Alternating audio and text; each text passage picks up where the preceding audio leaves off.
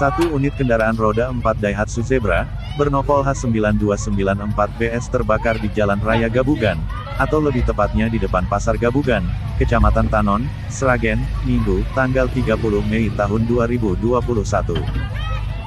Kebakaran mobil pada pukul 4 waktu Indonesia Barat itu menimpa Tugiyo, seorang pedagang asal Dukuh Lumutan, RT 28, Desa Jekani, Mondokan, Sragen.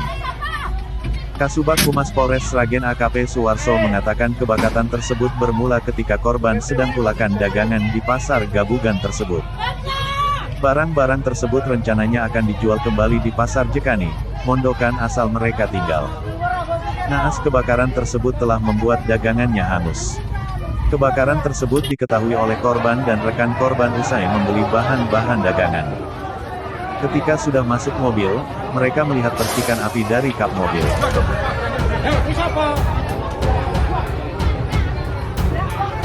Mobil kebakaran. Murah 5 dengan situ pemantau.